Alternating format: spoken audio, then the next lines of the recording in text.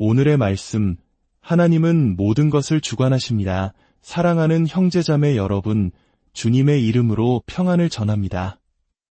오늘 우리가 함께 나눌 이 귀한 말씀이 여러분의 삶의 깊은 위로와 힘이 되기를 소망합니다. 이 말씀이 여러분에게 은혜가 된다면 좋아요와 공유를 통해 더 많은 이들에게 이 평안의 메시지를 전하는 축복의 통로가 되어주시길 바랍니다. 주님께서 여러분의 그 귀한 마음을 기억하시고 삶의 모든 걸음 위에 풍성한 은혜로 채워주시기를 기도합니다. 우리 인생에는 때로 이해할 수 없는 고통과 어려움의 계절이 찾아옵니다. 깊은 낙심과 두려움에 휩싸이고 위협을 느끼며 이 세상에 나 홀로 남겨진 것 같은 외로움에 몸서리칠 때가 있습니다. 제 인생의 가장 고통스럽고 힘든 시기에도 그런 순간들이 있었습니다. 그때 제 곁에 있던 한 친구는 저에게 반복해서 이렇게 말해주고 했습니다. 기억하게, 하나님은 모든 것을 주관하고 계시네. 우리는 종종 저녁이 되면 따뜻한 벽난로 옆에 앉아 깊은 대화를 나누었습니다. 저는 친구에게 제 마음을 쏟아내며 제 생각과 상처들을 털어놓았습니다. 그럴 때마다 제 안에서 작은 낙심의 기미가 보이거나 제가 정말로 감당하기 힘든 문제로 씨름하고 있다는 것을 느낄 때면 그는 어김없이 그 말을 건넸습니다. 기억하게, 하나님은 모든 것을 주관하고 계시네. 이 명백한 진리의 문장은 제 삶의 다이 되어 주었습니다. 아무리 거센 바람이 불어오고 역경이 더욱 심해지는 것처럼 보여도 제 영혼은 하나님께서 모든 것을 주관하신다는 이 단순한 진리에 단단히 고정되었습니다. 저는 경험을 통해 깨달았습니다. 한 사람이 자신의 삶 속에서 흔들리지 않는 절대적인 확신을 가지고 나의 하나님은 모든 것을 주관하신다 라고 고백할 수 있는 지점에 이르면 그 어떤 상황에 직면하더라도 마음에 엄청난 힘과 능력, 확신과 자신감, 그리고 평안과 형언할 수 없는 기쁨이 차고 넘치게 된다는 것을 말입니다. 오늘 저는 바로 이 진리에 대해 이야기하고자 합니다. 나의 확신, 하나님은 모든 것을 주관하십니다. 자, 우리 함께 시편 103편을 펼쳐볼까요? 시편 103편에서 다윗은 그가 평생에 걸쳐 믿어야만 했던 어떤 진리를 몇 구절에 걸쳐 표현하고 있습니다. 아마도 다윗은 우리 대부분이 그래야 하는 것처럼 경험을 통해 이 진리를 배웠을 것입니다. 하지만 우리에게는 그것을 가르쳐주는 하나님의 말씀, 성경이 있다는 점에서 조금 더 유리한 위치에 있습니다. 다윗이 경험으로 배우고 나누었던 이 진리는 성경 전체를 관통하는 핵심 메시지입니다. 시편 103편 19절부터의 말씀을 들어보십시오. 여호와께서 그의 보좌를 하늘에 세우시고 그의 왕권으로 만유를 다스리시도다. 능력이 있어 여호와의 말씀을 행하며 그의 말씀의 소리를 듣는 여호와의 천사들이여 여호와를 송축하라. 그에게 수종들며 그의 뜻을 행하는 모든 군대여 여호와를 송축하라. 여호와의 지으심을 받고 그가 다스리시는 모든 곳에 있는 너희여 여호와를 송축하라. 내 영혼아 여호와를 송축하라. 19절을 주목해 보십시오. 여호와께서 그의 보좌를 하늘에 세우시고 그의 왕권으로 만유를 다스리시도다. 여기서 말하는 보좌는 물론 사탄이 그 무엇보다 탐내다가 하늘에서 쫓겨나게 된 바로 그 보좌입니다. 또한 이사야 선지자가 환상 중에 보았던 보좌이기도 합니다. 그는 하나님의 부르심에 자신을 내어드렸을 때 높이 들린 보좌에 앉으신 주를 보았다고 고백했습니다. 이 보좌는 요한계시록 4장과 5장에서 불과 25절 안에 무려 17번이나 언급되는 바로 그 하나님의 보좌입니다. 이곳이 바로 전능하신 하나님께서 이 우주를 통치하시고 다스리시는 자리입니다. 다윗은 하나님의 왕권, 즉 그분의 주권이 만유를 다스린다고 말합니다. 그렇다면 주권이란 무엇을 의미할까요? 이것은 매우 중요하기에 여러분의 생각 속에 깊이 새겨질 수 있도록 몇 번이고 반복해서 말씀드리겠습니다. 하나님의 주권이란 이 모든 우주와 모든 인간을 포함한 모든 것에 대한 그분의 최고 절대적인 통치와 다스림, 그리고 권위를 의미합니다. 그것은 이 우주와 그 모든 측면을 통치하고 다스리시는 그분의 능력이며 그분의 권위이며 그분의 경이로운 전능하심입니다. 성경 곳곳에서 하나님의 주권이 아름답게 표현된 것을 볼 수 있습니다. 성경의 첫 장, 창세기 1장 1절부터 시작해 봅시다. 태초에 하나님이 천지를 창조하시니라 생각해 보십시오. 만약 전능하신 하나님께서 무에서 이 세상을 창조하시고 우주 공간의 은하계와 그 안에 있는 모든 것을 만드셨다면 또한 모든 자연 법칙을 움직이게 하시고 이 우주를 다스리고 인도하신다면 그분은 분명히 이 모든 것을 통제하고 계신 것입니다. 그분은 창조하실 수 있을 뿐만 아니라 그것을 유지하고 지키실 수도 있습니다.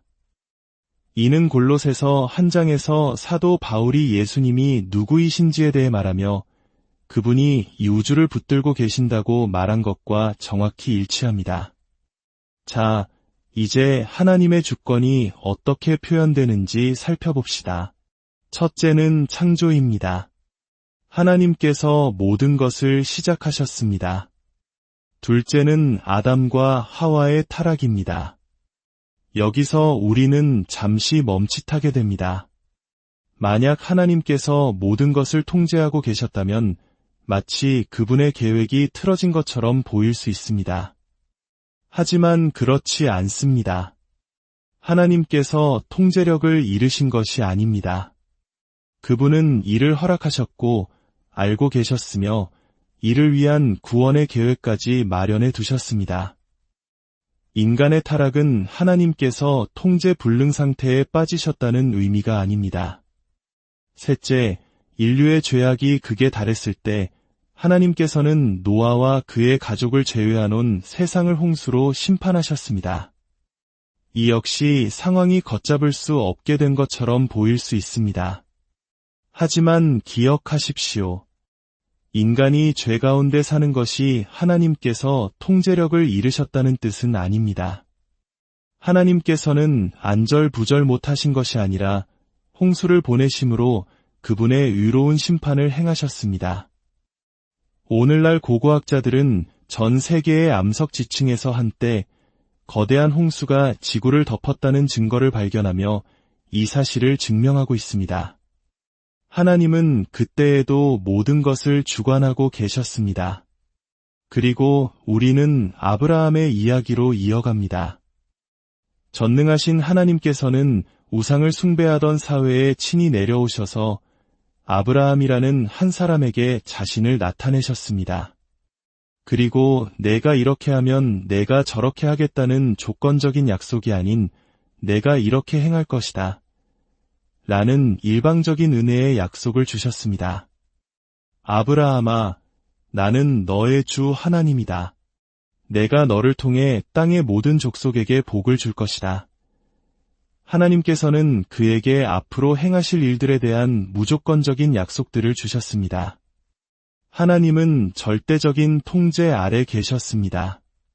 그분은 이 사람을 선택하셨고 아브라함에게서 이삭, 이삭에게서 야곱, 그리고 야곱의 12아들 중 유다를 통해 수천 년 후 메시아이신 주 예수 그리스도의 족보가 이어지게 하셨습니다. 그분은 영원토록 하늘 보좌에 앉으실 살아계신 하나님의 아들이십니다. 우리는 창세기부터 요한계시록까지 성경 전체를 훑어볼 수 있습니다. 그리고 마지막에 다다르면 무엇을 발견하게 될까요?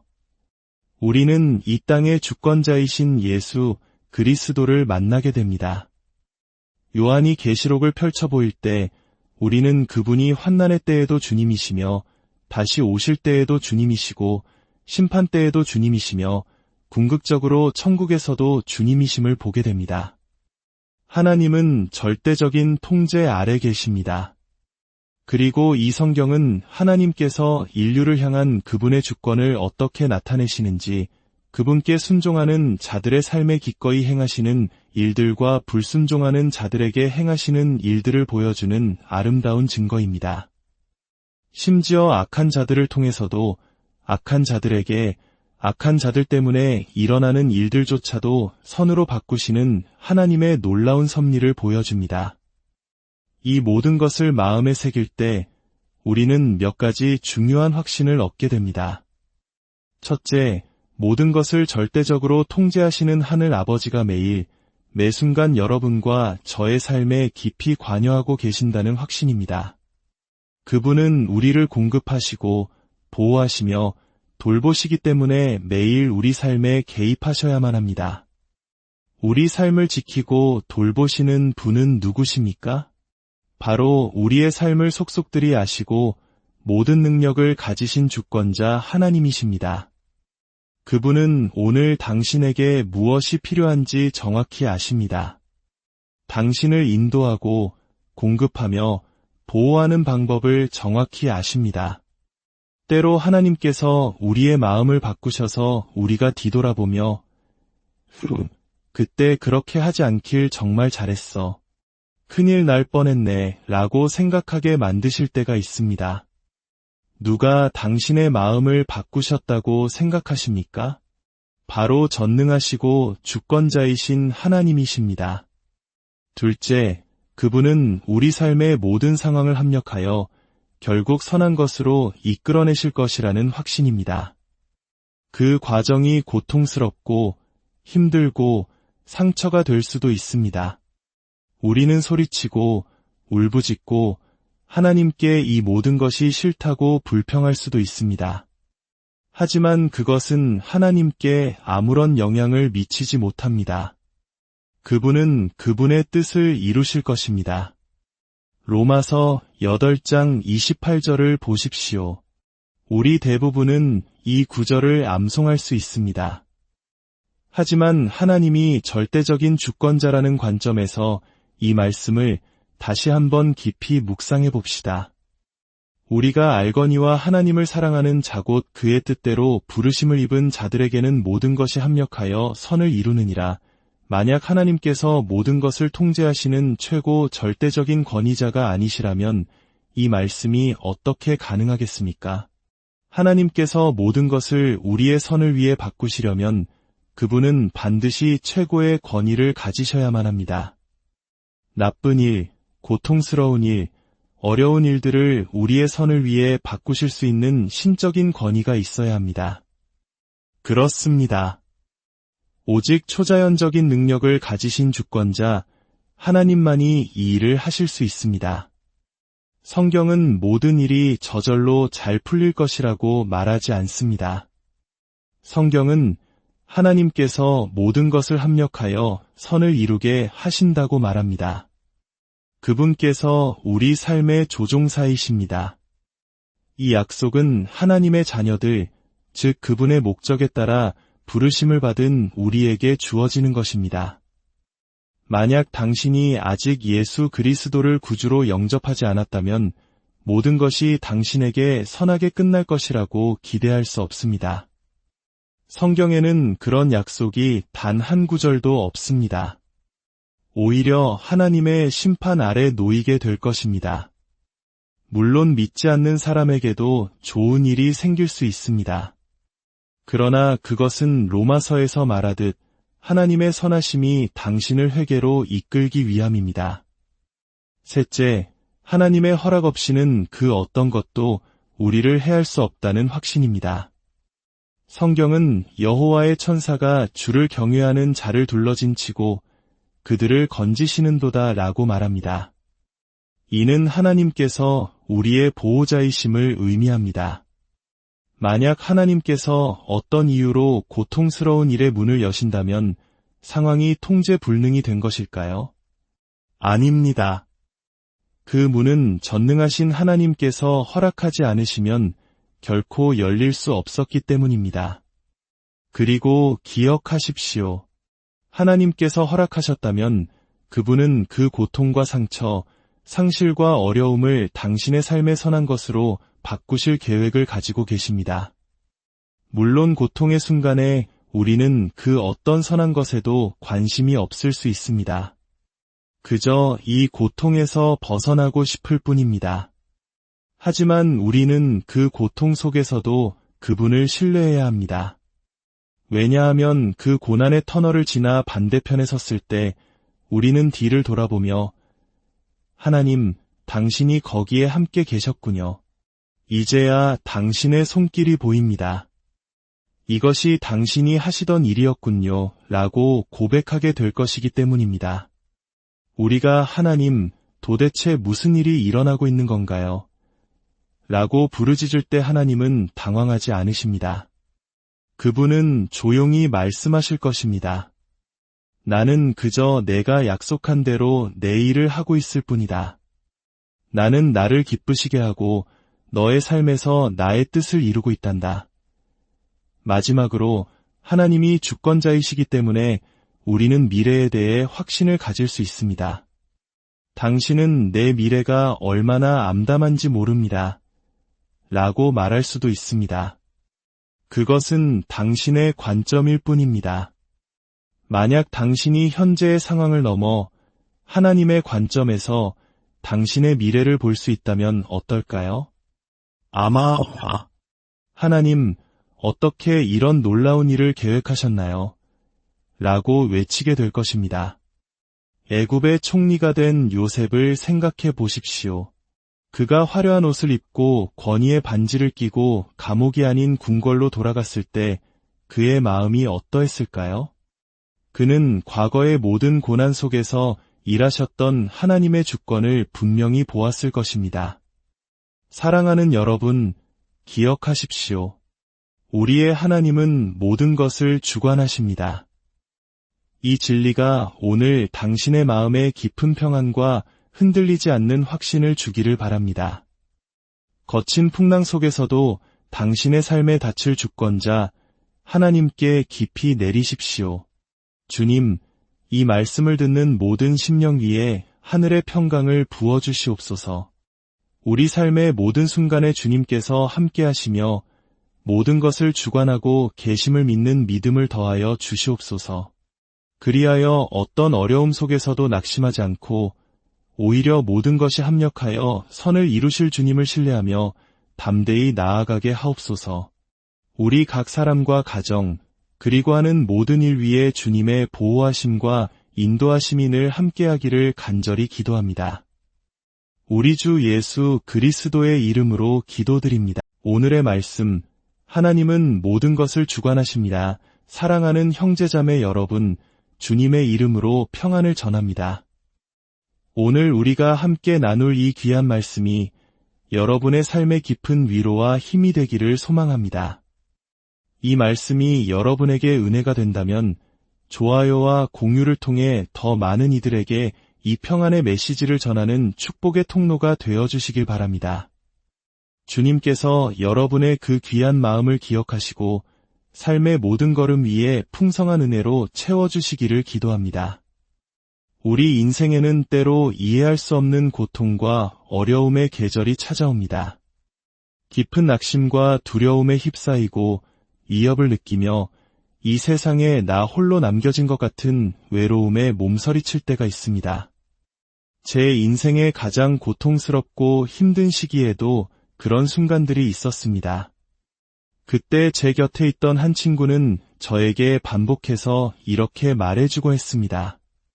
기억하게, 하나님은 모든 것을 주관하고 계시네. 우리는 종종 저녁이 되면 따뜻한 벽난로 옆에 앉아 깊은 대화를 나누었습니다. 저는 친구에게 제 마음을 쏟아내며 제 생각과 상처들을 털어놓았습니다.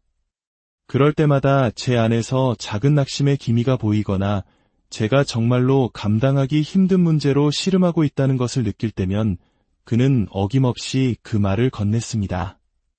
기억하게, 하나님은 모든 것을 주관하고 계시네. 이 명백한 진리의 문장은 제 삶의 답이 되어 주었습니다. 아무리 거센 바람이 불어오고 역경이 더욱 심해지는 것처럼 보여도 제 영혼은 하나님께서 모든 것을 주관하신다는 이 단순한 진리에 단단히 고정되었습니다. 저는 경험을 통해 깨달았습니다.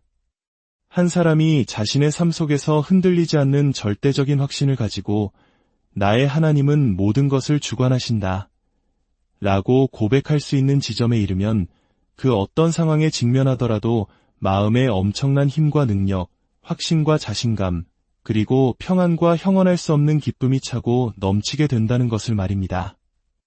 오늘 저는 바로 이 진리에 대해 이야기하고자 합니다. 나의 확신, 하나님은 모든 것을 주관하십니다. 자, 우리 함께 시편 103편을 펼쳐볼까요? 시편 103편에서 다윗은 그가 평생에 걸쳐 믿어야만 했던 어떤 진리를 몇 구절에 걸쳐 표현하고 있습니다. 아마도 다윗은 우리 대부분이 그래야 하는 것처럼 경험을 통해 이 진리를 배웠을 것입니다. 하지만 우리에게는 그것을 가르쳐주는 하나님의 말씀, 성경이 있다는 점에서 조금 더 유리한 위치에 있습니다. 다윗이 경험으로 배우고 나누었던 이 진리는 성경 전체를 관통하는 핵심 메시지입니다. 시편 103편 19절부터의 말씀을 들어보십시오. 여호와께서 그의 보좌를 하늘에 세우시고 그의 왕권으로 만유를 다스리시도다. 능력이 있어 여호와의 말씀을 행하며 그의 말씀의 소리를 듣는 여호와의 천사들이여 여호와를 송축하라. 그에게 수종들며 그의 뜻을 행하는 모든 군대여 여호와를 송축하라. 여호와의 지으심을 받고 그가 다스리시는 모든 곳에 있는 너희여 여호와를 송축하라. 내 영혼아 여호와를 송축하라. 19절을 주목해 보십시오. 여호와께서 그의 보좌를 하늘에 세우시고 그의 왕권으로 만유를 다스리시도다. 여기서 말하는 보좌는 물론 사탄이 그 무엇보다 탐내다가 하늘에서 쫓겨나게 된 바로 그 보좌입니다. 또한 이사야 선지자가 환상 중에 보았던 보좌이기도 합니다. 그는 하나님의 부르심에 자신을 내어드렸을 때 높이 들린 보좌에 앉으신 주를 보았다고 고백했습니다. 이 보좌는 요한계시록 4장과 5장에서 불과 25절 안에 무려 17번이나 언급되는 바로 그 하나님의 보좌입니다. 이곳이 바로 전능하신 하나님께서 이 우주를 통치하시고 다스리시는 자리입니다. 다윗은 하나님의 왕권, 즉 그분의 주권이 만유를 다스린다고 말합니다. 그렇다면 주권이란 무엇을 의미할까요? 이것은 매우 중요하기에 여러분의 생각 속에 깊이 새겨질 수 있도록 몇 번이고 반복해서 말씀드리겠습니다. 하나님의 주권이란 이 모든 우주와 모든 인간을 포함한 모든 것에 대한 그분의 최고 절대적인 통치와 다스림, 그리고 권위를 의미합니다. 그것은 이 우주와 그 모든 측면을 통치하고 다스리시는 그분의 능력이며 그분의 권위이며 그분의 경이로운 전능하심입니다. 성경 곳곳에서 하나님의 주권이 아름답게 표현된 것을 볼 수 있습니다. 성경의 첫 장, 창세기 1장 1절부터 시작해 봅시다. 태초에 하나님이 천지를 창조하시니라 생각해 보십시오. 만약 전능하신 하나님께서 무에서 이 세상을 창조하시고 우주 공간의 은하계와 그 안에 있는 모든 것을 만드셨다면 또한 모든 자연 법칙을 움직이게 하시고 이 우주를 다스리고 인도하신다면 그분은 분명히 이 모든 것을 통제하고 계신 것입니다. 그분은 창조하실 수 있을 뿐만 아니라 그것을 유지하고 지키실 수도 있습니다. 이는 골로새서 1장에서 사도 바울이 예수님이 누구이신지에 대해 말하며 그분이 이 우주를 붙들고 계신다고 말한 것과 정확히 일치합니다. 자, 이제 하나님의 주권이 어떻게 표현되는지 살펴봅시다. 첫째는 창조입니다. 하나님께서 모든 것을 시작하셨습니다. 둘째는 아담과 하와의 타락입니다. 여기서 우리는 잠시 멈칫하게 됩니다. 만약 하나님께서 모든 것을 통제하고 계셨다면 마치 그분의 계획이 틀어진 것처럼 보일 수 있습니다. 하지만 그렇지 않습니다. 하나님께서 통제력을 잃으신 것이 아닙니다. 그분은 이를 허락하셨고 알고 계셨으며 이를 위한 구원의 계획까지 마련해 두셨습니다. 인간의 타락은 하나님께서 통제 불능 상태에 빠지셨다는 의미가 아닙니다. 셋째, 인류의 죄악이 극에 달했을 때 하나님께서는 노아와 그의 가족을 제외한 세상을 홍수로 심판하셨습니다. 이 역시 상황이 걷잡을 수 없게 된 것처럼 보일 수 있습니다. 하지만 기억하십시오. 인간이 죄 가운데 사는 것이 하나님께서 통제력을 잃으셨다는 뜻은 아닙니다. 하나님께서는 안절부절 못하신 것이 아니라 홍수를 보내심으로 그분의 의로운 심판을 행하셨습니다. 오늘날 고고학자들은 전 세계의 암석 지층에서 한때 거대한 홍수가 지구를 덮었다는 증거를 발견하며 이 사실을 증명하고 있습니다. 하나님은 그때에도 모든 것을 주관하고 계셨습니다. 그리고 우리는 아브라함의 이야기로 이어갑니다. 전능하신 하나님께서는 우상을 숭배하던 사회에 친히 내려오셔서 아브라함이라는 한 사람에게 자신을 나타내셨습니다. 그리고 내가 이렇게 하면 내가 저렇게 하겠다는 조건적인 약속이 아닌 내가 이렇게 행할 것이다. 라는 일방적인 은혜의 약속을 주셨습니다. 아브라함아, 나는 너의 주 하나님이다. 내가 너를 통해 땅의 모든 족속에게 복을 줄 것이다. 하나님께서는 그에게 앞으로 행하실 일들에 대한 무조건적인 약속들을 주셨습니다. 하나님은 절대적인 통제 아래 계셨습니다. 그분은 이 사람을 선택하셨고 아브라함에게서 이삭, 이삭에게서 야곱, 그리고 야곱의 12 아들 중 유다를 통해 수천 년 후 메시아이신 주 예수 그리스도의 족보가 이어지게 하셨습니다. 그분은 영원토록 하늘 보좌에 앉으실 살아계신 하나님의 아들이십니다. 우리는 창세기부터 요한계시록까지 성경 전체를 훑어볼 수 있습니다. 그리고 마지막에 다다르면 무엇을 발견하게 될까요? 우리는 이 땅의 주권자이신 예수 그리스도를 만나게 됩니다. 요한이 계시록을 펼쳐 보일 때 우리는 그분이 환난의 때에도 주님이시며 다시 오실 때에도 주님이시고 심판 때에도 주님이시며 궁극적으로 천국에서도 주님이심을 보게 됩니다. 하나님은 절대적인 통제 아래 계십니다. 그리고 이 성경은 하나님께서 인류를 향한 그분의 주권을 어떻게 나타내시는지, 그분께 순종하는 자들의 삶에 기꺼이 행하시는 일들과 불순종하는 자들에게 행하시는 일들을 보여주는 아름다운 증거입니다. 심지어 악한 자들을 통해서도 악한 자들에게 악한 자들 때문에 일어나는 일들조차도 선으로 바꾸시는 하나님의 놀라운 섭리를 보여줍니다. 이 모든 것을 마음에 새길 때 우리는 몇 가지 중요한 확신을 얻게 됩니다. 첫째, 모든 것을 절대적으로 통제하시는 하늘 아버지가 매일, 매 순간 여러분과 저의 삶에 깊이 관여하고 계신다는 확신입니다. 그분은 우리를 공급하시고 보호하시며 돌보시기 때문에 매일 우리 삶에 개입하셔야만 합니다. 우리 삶을 지키고 돌보시는 분은 누구십니까? 바로 우리의 삶을 속속들이 아시고 모든 능력을 가지신 주권자 하나님이십니다. 그분은 오늘 당신에게 무엇이 필요한지 정확히 아십니다. 당신을 인도하고 공급하며 보호하는 방법을 정확히 아십니다. 때로 하나님께서 우리의 마음을 바꾸셔서 우리가 뒤돌아보며 그때 그렇게 하지 않길 정말 잘했어. 큰일 날 뻔했네 라고 생각하게 만드실 때가 있습니다. 누가 당신의 마음을 바꾸셨다고 생각하십니까? 바로 전능하시고 주권자이신 하나님이십니다. 둘째, 그분은 우리 삶의 모든 상황을 합력하여 결국 선한 것으로 이끌어내실 것이라는 확신입니다.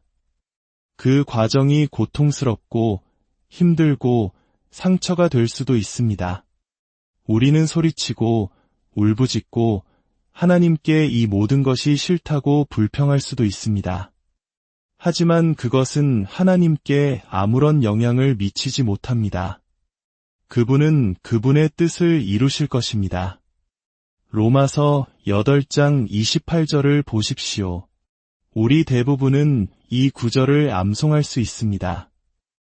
하지만 하나님이 절대적인 주권자라는 관점에서 이 말씀을 다시 한번 깊이 묵상해 봅시다. 우리가 알거니와 하나님을 사랑하는 자 곧 그의 뜻대로 부르심을 입은 자들에게는 모든 것이 합력하여 선을 이루느니라. 만약 하나님께서 모든 것을 통제하시는 최고 절대적인 권위자가 아니시라면 이 말씀이 어떻게 가능하겠습니까? 하나님께서 모든 것을 우리의 선을 위해 바꾸시려면 그분은 반드시 최고의 권위를 가지셔야만 합니다. 나쁜 일, 고통스러운 일, 어려운 일들을 우리의 선을 위해 바꾸실 수 있는 신적인 권위가 있어야 합니다. 그렇습니다. 오직 초자연적인 능력을 가지신 주권자, 하나님만이 이 일을 하실 수 있습니다. 성경은 모든 일이 저절로 잘 풀릴 것이라고 말하지 않습니다. 성경은 하나님께서 모든 것을 합력하여 선을 이루게 하신다고 말합니다. 그분께서 우리 삶의 조종사이십니다. 이 약속은 하나님의 자녀들, 즉 그분의 목적에 따라 부르심을 받은 우리에게 주어지는 것입니다. 만약 당신이 아직 예수 그리스도를 구주로 영접하지 않았다면 모든 것이 당신에게 선하게 끝날 것이라고 기대할 수 없습니다. 성경에는 그런 약속이 단 한 구절도 없습니다. 오히려 하나님의 심판 아래 놓이게 될 것입니다. 물론 믿지 않는 사람에게도 좋은 일이 생길 수 있습니다. 그러나 그것은 로마서에서 말하듯 하나님의 선하심이 당신을 회개로 이끌기 위함입니다. 셋째, 하나님의 허락 없이는 그 어떤 것도 우리를 해할 수 없다는 확신입니다. 성경은 여호와의 천사가 주를 경외하는 자를 둘러진 치고 그들을 건지시는도다 라고 말합니다. 이는 하나님께서 우리의 보호자이심을 의미합니다. 만약 하나님께서 어떤 이유로 고통스러운 일의 문을 여신다면 상황이 통제 불능이 된 것일까요? 아닙니다. 그 문은 전능하신 하나님께서 허락하지 않으시면 결코 열릴 수 없었기 때문입니다. 그리고 기억하십시오. 하나님께서 허락하셨다면 그분은 그 고통과 상처, 상실과 어려움을 당신의 삶의 선한 것으로 바꾸실 계획을 가지고 계십니다. 물론 고통의 순간에 우리는 그 어떤 선한 것에도 관심이 없을 수 있습니다. 그저 이 고통에서 벗어나고 싶을 뿐입니다. 하지만 우리는 그 고통 속에서도 그분을 신뢰해야 합니다. 왜냐하면 그 고난의 터널을 지나 반대편에 섰을 때 우리는 뒤를 돌아보며 하나님, 당신이 거기에 함께 계셨군요. 이제야 당신의 손길이 보입니다. 이것이 당신이 하시던 일이었군요. 라고 고백하게 될 것이기 때문입니다. 우리가 하나님, 도대체 무슨 일이 일어나고 있는 건가요? 라고 부르짖을 때 하나님은 당황하지 않으십니다. 그분은 조용히 말씀하실 것입니다. 나는 그저 내가 약속한 대로 내 일을 하고 있을 뿐이다. 나는 나를 기쁘시게 하고 너의 삶에서 나의 뜻을 이루고 있단다. 마지막으로 하나님이 주권자이시기 때문에 우리는 미래에 대해 확신을 가질 수 있습니다. 당신은 내 미래가 얼마나 암담한지 모릅니다. 라고 말할 수도 있습니다. 그것은 당신의 관점일 뿐입니다. 만약 당신이 현재의 상황을 넘어 하나님의 관점에서 당신의 미래를 볼 수 있다면 어떨까요? 아마 하나님, 어떻게 이런 놀라운 일을 계획하셨나요? 라고 외치게 될 것입니다. 애굽의 총리가 된 요셉을 생각해 보십시오. 그가 화려한 옷을 입고 권위의 반지를 끼고 감옥이 아닌 궁궐로 돌아갔을 때 그의 마음이 어떠했을까요? 그는 과거의 모든 고난 속에서 일하셨던 하나님의 주권을 분명히 보았을 것입니다. 사랑하는 여러분, 기억하십시오.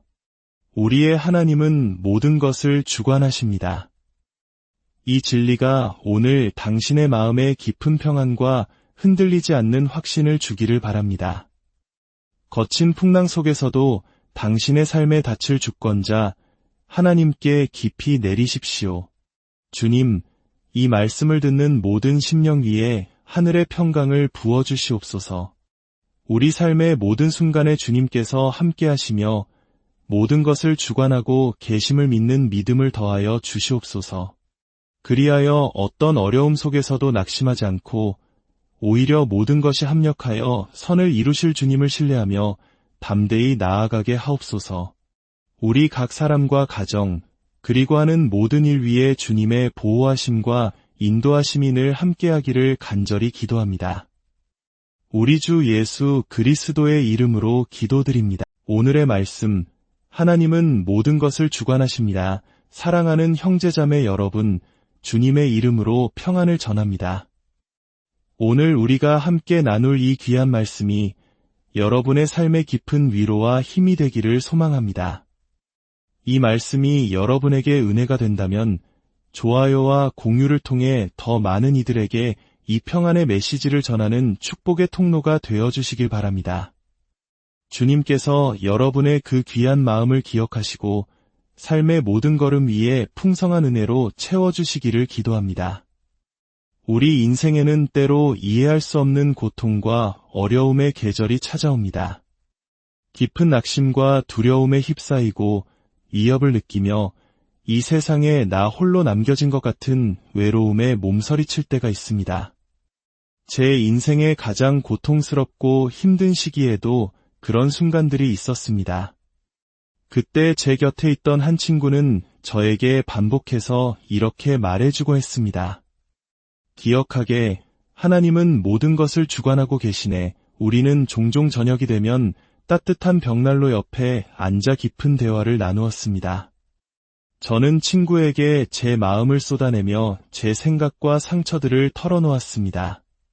그럴 때마다 제 안에서 작은 낙심의 기미가 보이거나 제가 정말로 감당하기 힘든 문제로 씨름하고 있다는 것을 느낄 때면 그는 어김없이 그 말을 건넸습니다. 기억하게, 하나님은 모든 것을 주관하고 계시네. 이 명백한 진리의 문장은 제 삶의 답이 되어 주었습니다. 아무리 거센 바람이 불어오고 역경이 더욱 심해지는 것처럼 보여도 제 영혼은 하나님께서 모든 것을 주관하신다는 이 단순한 진리에 단단히 고정되었습니다. 저는 경험을 통해 깨달았습니다. 한 사람이 자신의 삶 속에서 흔들리지 않는 절대적인 확신을 가지고 나의 하나님은 모든 것을 주관하신다 라고 고백할 수 있는 지점에 이르면 그 어떤 상황에 직면하더라도 마음에 엄청난 힘과 능력, 확신과 자신감, 그리고 평안과 형언할 수 없는 기쁨이 차고 넘치게 된다는 것을 말입니다. 오늘 저는 바로 이 진리에 대해 이야기하고자 합니다. 나의 확신, 하나님은 모든 것을 주관하십니다. 자, 우리 함께 시편 103편을 펼쳐볼까요? 시편 103편에서 다윗은 그가 평생에 걸쳐 믿어야만 했던 어떤 진리를 몇 구절에 걸쳐 표현하고 있습니다. 아마도 다윗은 우리 대부분이 그래야 하는 것처럼 경험을 통해 이 진리를 배웠을 것입니다. 하지만 우리에게는 그것을 가르쳐주는 하나님의 말씀, 성경이 있다는 점에서 조금 더 유리한 위치에 있습니다. 다윗이 경험으로 배우고 나누었던 이 진리는 성경 전체를 관통하는 핵심 메시지입니다. 시편 103편 19절부터의 말씀을 들어보십시오. 여호와께서 그의 보좌를 하늘에 세우시고 그의 왕권으로 만유를 다스리시도다. 능력이 있어 여호와의 말씀을 행하며 그의 말씀의 소리를 듣는 여호와의 천사들이여 여호와를 송축하라. 그에게 수종들며 그의 뜻을 행하는 모든 군대여 여호와를 송축하라. 여호와의 지으심을 받고 그가 다스리시는 모든 곳에 있는 너희여 여호와를 송축하라. 내 영혼아 여호와를 송축하라. 19절을 주목해 보십시오. 여호와께서 그의 보좌를 하늘에 세우시고 그의 왕권으로 만유를 다스리시도다. 여기서 말하는 보좌는 물론 사탄이 그 무엇보다 탐내다가 하늘에서 쫓겨나게 된 바로 그 보좌입니다. 또한 이사야 선지자가 환상 중에 보았던 보좌이기도 합니다. 그는 하나님의 부르심에 자신을 내어드렸을 때 높이 들린 보좌에 앉으신 주를 보았다고 고백했습니다. 이 보좌는 요한계시록 4장과 5장에서 불과 25절 안에 무려 17번이나 언급되는 바로 그 하나님의 보좌입니다. 이곳이 바로 전능하신 하나님께서 이 우주를 통치하시고 다스리시는 자리입니다. 다윗은 하나님의 왕권, 즉 그분의 주권이 만유를 다스린다고 말합니다. 그렇다면 주권이란 무엇을 의미할까요? 이것은 매우 중요하기에 여러분의 생각 속에 깊이 새겨질 수 있도록 몇 번이고 반복해서 말씀드리겠습니다. 하나님의 주권이란 이 모든 우주와 모든 인간을 포함한 모든 것에 대한 그분의 최고 절대적인 통치와 다스림, 그리고 권위를 의미합니다. 그것은 이 우주와 그 모든 측면을 통치하고 다스리시는 그분의 능력이며 그분의 권위이며 그분의 경이로운 전능하심입니다. 성경 곳곳에서 하나님의 주권이 아름답게 표현된 것을 볼 수 있습니다. 성경의 첫 장, 창세기 1장 1절부터 시작해 봅시다. 태초에 하나님이 천지를 창조하시니라 생각해 보십시오. 만약 전능하신 하나님께서 무에서 이 세상을 창조하시고 우주 공간의 은하계와 그 안에 있는 모든 것을 만드셨다면 또한 모든 자연 법칙을 움직이게 하시고 이 우주를 다스리고 인도하신다면 그분은 분명히 이 모든 것을 통제하고 계신 것입니다. 그분은 창조하실 수 있을 뿐만 아니라 그것을 유지하고 지키실 수도 있습니다. 이는 골로새서 1장에서 사도 바울이 예수님이 누구이신지에 대해 말하며 그분이 이 우주를 붙들고 계신다고 말한 것과 정확히 일치합니다. 자, 이제 하나님의 주권이 어떻게 표현되는지 살펴봅시다. 첫째는 창조입니다. 하나님께서 모든 것을 시작하셨습니다. 둘째는 아담과 하와의 타락입니다. 여기서 우리는 잠시 멈칫하게 됩니다. 만약 하나님께서 모든 것을 통제하고 계셨다면 마치 그분의 계획이 틀어진 것처럼 보일 수 있습니다. 하지만 그렇지 않습니다. 하나님께서 통제력을 잃으신 것이 아닙니다. 그분은 이를 허락하셨고 알고 계셨으며 이를 위한 구원의 계획까지 마련해 두셨습니다. 인간의 타락은 하나님께서 통제 불능 상태에 빠지셨다는 의미가 아닙니다. 셋째, 인류의 죄악이 극에 달했을 때 하나님께서는 노아와 그의 가족을 제외한 세상을 홍수로 심판하셨습니다. 이 역시 상황이 걷잡을 수 없게 된 것처럼 보일 수 있습니다. 하지만 기억하십시오. 인간이 죄 가운데 사는 것이 하나님께서 통제력을 잃으셨다는 뜻은 아닙니다. 하나님께서는 안절부절 못하신 것이 아니라 홍수를 보내심으로 그분의 의로운 심판을 행하셨습니다. 오늘날 고고학자들은 전 세계의 암석 지층에서 한때 거대한 홍수가 지구를 덮었다는 증거를 발견하며 이 사실을 증명하고 있습니다. 하나님은 그때에도 모든 것을 주관하고 계셨습니다. 그리고 우리는 아브라함의 이야기로 이어갑니다. 전능하신 하나님께서는 우상을 숭배하던 사회에 친히 내려오셔서 아브라함이라는 한 사람에게 자신을 나타내셨습니다. 그리고 내가 이렇게 하면 내가 저렇게 하겠다는 조건적인 약속이 아닌 내가 이렇게 행할 것이다. 라는 일방적인 은혜의 약속을 주셨습니다. 아브라함아, 나는 너의 주 하나님이다. 내가 너를 통해 땅의 모든 족속에게 복을 줄 것이다. 하나님께서는 그에게 앞으로 행하실 일들에 대한 무조건적인 약속들을 주셨습니다. 하나님은 절대적인 통제 아래 계셨습니다. 그분은 이 사람을 선택하셨고 아브라함에게서 이삭, 이삭에게서 야곱, 그리고 야곱의 12아들 중 유다를 통해 수천 년 후 메시아이신 주 예수 그리스도의 족보가 이어지게 하셨습니다. 그분은 영원토록 하늘 보좌에 앉으실 살아계신 하나님의 아들이십니다. 우리는 창세기부터 요한계시록까지 성경 전체를 훑어볼 수 있습니다. 그리고 마지막에 다다르면 무엇을 발견하게 될까요? 우리는 이 땅의 주권자이신 예수 그리스도를 만나게 됩니다. 요한이 계시록을 펼쳐 보일 때 우리는 그분이 환난의 때에도 주님이시며 다시 오실 때에도 주님이시고 심판 때에도 주님이시며 궁극적으로 천국에서도 주님이심을 보게 됩니다. 하나님은 절대적인 통제 아래 계십니다. 그리고 이 성경은 하나님께서 인류를 향한 그분의 주권을 어떻게 나타내시는지, 그분께 순종하는 자들의 삶에 기꺼이 행하시는 일들과 불순종하는 자들에게 행하시는 일들을 보여주는 아름다운 증거입니다. 심지어 악한 자들을 통해서도 악한 자들에게 악한 자들 때문에 일어나는 일들조차도 선으로 바꾸시는 하나님의 놀라운 섭리를 보여줍니다. 이 모든 것을 마음에 새길 때 우리는 몇 가지 중요한 확신을 얻게 됩니다. 첫째, 모든 것을 절대적으로 통제하시는 하늘 아버지가 매일, 매 순간 여러분과 저의 삶에 깊이 관여하고 계신다는 확신입니다.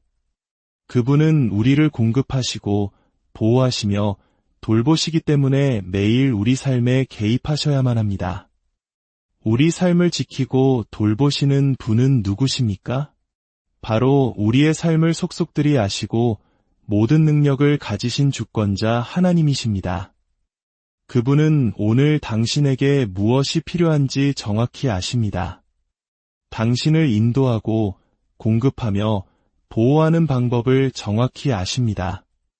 때로 하나님께서 우리의 마음을 바꾸셔서 우리가 뒤돌아보며 그때 그렇게 하지 않길 정말 잘했어. 큰일 날 뻔했네 라고 생각하게 만드실 때가 있습니다.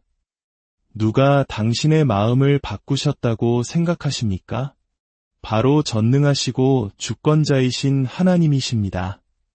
둘째, 그분은 우리 삶의 모든 상황을 합력하여 결국 선한 것으로 이끌어내실 것이라는 확신입니다. 그 과정이 고통스럽고 힘들고 상처가 될 수도 있습니다. 우리는 소리치고 울부짖고 하나님께 이 모든 것이 싫다고 불평할 수도 있습니다. 하지만 그것은 하나님께 아무런 영향을 미치지 못합니다. 그분은 그분의 뜻을 이루실 것입니다. 로마서 8장 28절을 보십시오. 우리 대부분은 이 구절을 암송할 수 있습니다. 하지만 하나님이 절대적인 주권자라는 관점에서 이 말씀을 다시 한번 깊이 묵상해 봅시다. 우리가 알거니와 하나님을 사랑하는 자곧 그의 뜻대로 부르심을 입은 자들에게는 모든 것이 합력하여 선을 이루느니라. 만약 하나님께서 모든 것을 통제하시는 최고 절대적인 권위자가 아니시라면 이 말씀이 어떻게 가능하겠습니까? 하나님께서 모든 것을 우리의 선을 위해 바꾸시려면 그분은 반드시 최고의 권위를 가지셔야만 합니다. 나쁜 일, 고통스러운 일, 어려운 일들을 우리의 선을 위해 바꾸실 수 있는 신적인 권위가 있어야 합니다. 그렇습니다. 오직 초자연적인 능력을 가지신 주권자, 하나님만이 이 일을 하실 수 있습니다. 성경은 모든 일이 저절로 잘 풀릴 것이라고 말하지 않습니다. 성경은 하나님께서 모든 것을 합력하여 선을 이루게 하신다고 말합니다. 그분께서 우리 삶의 조종사이십니다.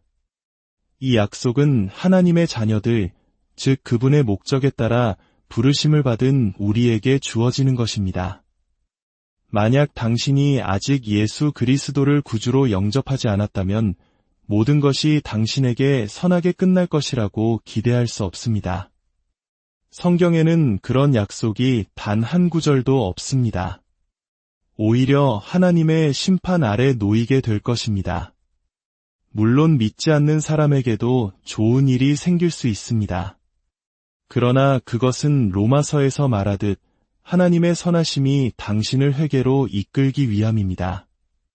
셋째, 하나님의 허락 없이는 그 어떤 것도 우리를 해할 수 없다는 확신입니다. 성경은 여호와의 천사가 주를 경외하는 자를 둘러진치고 그들을 건지시는도다 라고 말합니다. 이는 하나님께서 우리의 보호자이심을 의미합니다. 만약 하나님께서 어떤 이유로 고통스러운 일의 문을 여신다면 상황이 통제 불능이 된 것일까요? 아닙니다. 그 문은 전능하신 하나님께서 허락하지 않으시면 결코 열릴 수 없었기 때문입니다. 그리고 기억하십시오. 하나님께서 허락하셨다면 그분은 그 고통과 상처, 상실과 어려움을 당신의 삶의 선한 것으로 바꾸실 계획을 가지고 계십니다. 물론 고통의 순간에 우리는 그 어떤 선한 것에도 관심이 없을 수 있습니다. 그저 이 고통에서 벗어나고 싶을 뿐입니다. 하지만 우리는 그 고통 속에서도 그분을 신뢰해야 합니다. 왜냐하면 그 고난의 터널을 지나 반대편에 섰을 때 우리는 뒤를 돌아보며 하나님, 당신이 거기에 함께 계셨군요. 이제야 당신의 손길이 보입니다. 이것이 당신이 하시던 일이었군요. 라고 고백하게 될 것이기 때문입니다. 우리가 하나님, 도대체 무슨 일이 일어나고 있는 건가요? 라고 부르짖을 때 하나님은 당황하지 않으십니다. 그분은 조용히 말씀하실 것입니다. 나는 그저 내가 약속한 대로 내 일을 하고 있을 뿐이다. 나는 나를 기쁘시게 하고 너의 삶에서 나의 뜻을 이루고 있단다. 마지막으로 하나님이 주권자이시기 때문에 우리는 미래에 대해 확신을 가질 수 있습니다. 당신은 내 미래가 얼마나 암담한지 모릅니다. 라고 말할 수도 있습니다. 그것은 당신의 관점일 뿐입니다. 만약 당신이 현재의 상황을 넘어 하나님의 관점에서 당신의 미래를 볼 수 있다면 어떨까요? 아마 하나님, 어떻게 이런 놀라운 일을 계획하셨나요? 라고 외치게 될 것입니다. 애굽의 총리가 된 요셉을 생각해 보십시오. 그가 화려한 옷을 입고 권위의 반지를 끼고 감옥이 아닌 궁궐로 돌아갔을 때 그의 마음이 어떠했을까요? 그는 과거의 모든 고난 속에서 일하셨던 하나님의 주권을 분명히 보았을 것입니다. 사랑하는 여러분, 기억하십시오. 우리의 하나님은 모든 것을 주관하십니다. 이 진리가 오늘 당신의 마음에 깊은 평안과 흔들리지 않는 확신을 주기를 바랍니다. 거친 풍랑 속에서도 당신의 삶에 닿칠 주권자 하나님께 깊이 내리십시오. 주님, 이 말씀을 듣는 모든 심령 위에 하늘의 평강을 부어주시옵소서. 우리 삶의 모든 순간에 주님께서 함께하시며 모든 것을 주관하고 계심을 믿는 믿음을 더하여 주시옵소서. 그리하여 어떤 어려움 속에서도 낙심하지 않고 오히려 모든 것이 합력하여 선을 이루실 주님을 신뢰하며 담대히 나아가게 하옵소서. 우리 각 사람과 가정, 그리고 하는 모든 일 위에 주님의 보호하심과 인도하심이 늘 함께하기를 간절히 기도합니다. 우리 주 예수 그리스도의 이름으로 기도드립니다. 오늘의 말씀, 하나님은 모든 것을 주관하십니다. 사랑하는 형제자매 여러분, 주님의 이름으로 평안을 전합니다. 오늘 우리가 함께 나눌 이 귀한 말씀이 여러분의 삶의 깊은 위로와 힘이 되기를 소망합니다. 이 말씀이 여러분에게 은혜가 된다면 좋아요와 공유를 통해 더 많은 이들에게 이 평안의 메시지를 전하는 축복의 통로가 되어주시길 바랍니다. 주님께서 여러분의 그 귀한 마음을 기억하시고 삶의 모든 걸음 위에 풍성한 은혜로 채워주시기를 기도합니다.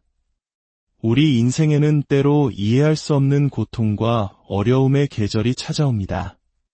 깊은 낙심과 두려움에 휩싸이고 위협을 느끼며 이 세상에 나 홀로 남겨진 것 같은 외로움에 몸서리칠 때가 있습니다.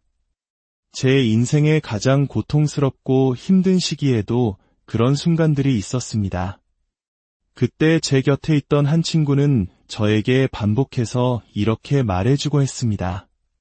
기억하게, 하나님은 모든 것을 주관하고 계시네. 우리는 종종 저녁이 되면 따뜻한 벽난로 옆에 앉아 깊은 대화를 나누었습니다. 저는 친구에게 제 마음을 쏟아내며 제 생각과 상처들을 털어놓았습니다. 그럴 때마다 제 안에서 작은 낙심의 기미가 보이거나 제가 정말로 감당하기 힘든 문제로 씨름하고 있다는 것을 느낄 때면 그는 어김없이 그 말을 건넸습니다. 기억하게, 하나님은 모든 것을 주관하고 계시네. 이 명백한 진리의 문장은 제 삶의 답이 되어 주었습니다.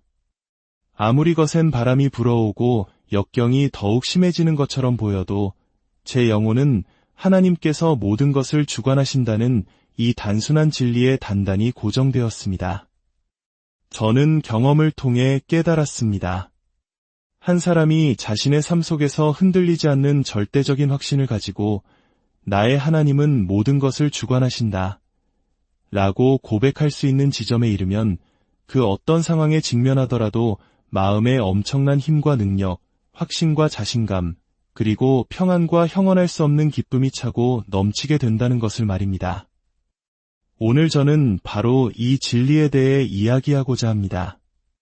나의 확신, 하나님은 모든 것을 주관하십니다.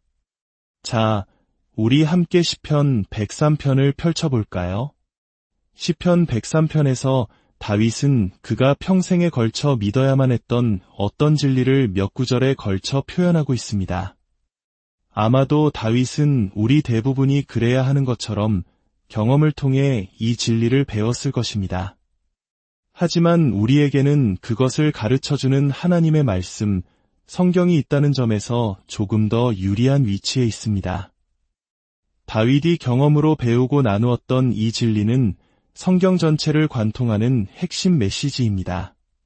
시편 103편 19절부터의 말씀을 들어보십시오.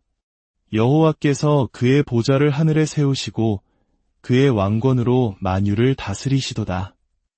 능력이 있어 여호와의 말씀을 행하며 그의 말씀의 소리를 듣는 여호와의 천사들이여 여호와를 송축하라. 그에게 수종들며 그의 뜻을 행하는 모든 군대여 여호와를 송축하라. 여호와의 지으심을 받고 그가 다스리시는 모든 곳에 있는 너희여 여호와를 송축하라. 내 영혼아 여호와를 송축하라. 19절을 주목해 보십시오. 여호와께서 그의 보좌를 하늘에 세우시고 그의 왕권으로 만유를 다스리시도다. 여기서 말하는 보좌는 물론 사탄이 그 무엇보다 탐내다가 하늘에서 쫓겨나게 된 바로 그 보좌입니다. 또한 이사야 선지자가 환상 중에 보았던 보좌이기도 합니다. 그는 하나님의 부르심에 자신을 내어드렸을 때 높이 들린 보좌에 앉으신 주를 보았다고 고백했습니다. 이 보좌는 요한계시록 4장과 5장에서 불과 25절 안에 무려 17번이나 언급되는 바로 그 하나님의 보좌입니다. 이곳이 바로 전능하신 하나님께서 이 우주를 통치하시고 다스리시는 자리입니다. 다윗은 하나님의 왕권, 즉 그분의 주권이 만유를 다스린다고 말합니다. 그렇다면 주권이란 무엇을 의미할까요? 이것은 매우 중요하기에 여러분의 생각 속에 깊이 새겨질 수 있도록 몇 번이고 반복해서 말씀드리겠습니다.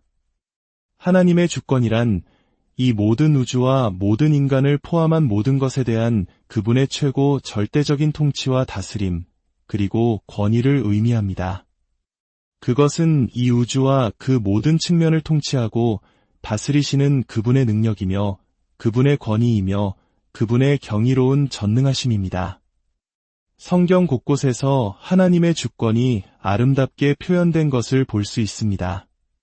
성경의 첫 장, 창세기 1장 1절부터 시작해 봅시다. 태초에 하나님이 천지를 창조하시니라 생각해 보십시오.